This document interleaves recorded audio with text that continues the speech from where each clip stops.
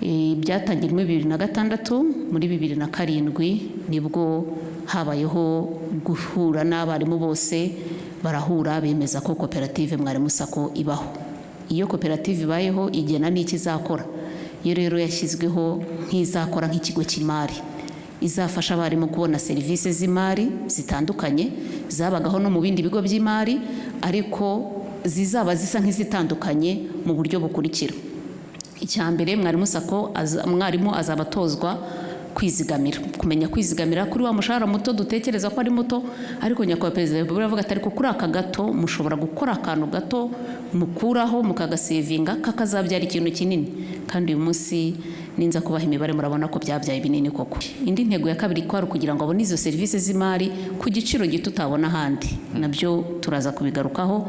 Igiciro gito utabona ahandi ni ukuvuga ngo ku isoko ry'imari mu Rwanda ari ibigo by'imari byose bikora, yewe n'umurenge Sacco tugiye kuwugereranya, nta kigo cy'imari na kimwe cyari cyatanga inguzanyo ku giciro gito nk'icyo mu Mwarimu Sacco.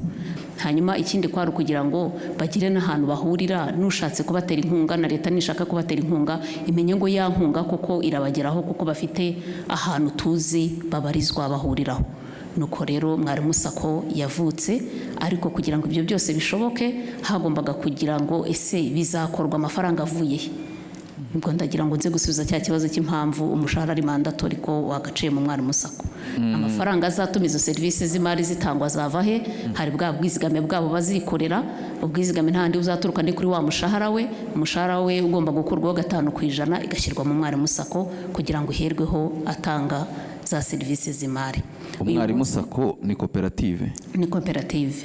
Ubwo umwarimu wese rero akinjira mu mwuga w'ubwarimu w'uburezi aba umunyamuryango wa koperative. Icyo bivuga? Nicyo bivuga.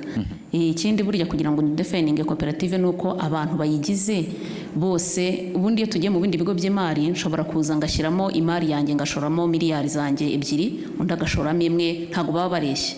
Ariko koperative nuvuga ngo abanyamuryango bose babangana bashoye imari ingana. Ni ukuvuga ngo umugabane shingiro buri wese ashyiramo ubungana nta uruta undi, ku buryo igihe cyagera twajya kugabana dividend n'ubundi tuzahabwa angana kuko twashyizemo n'umugabane shingiro ungana. Dividend niyo mwita urwunguko hari? Iyo twita mu Kinyarwanda sinzi ko nabivuga, ubwasisi buturuka ku rwunguko twagize nyuma y'umwaka.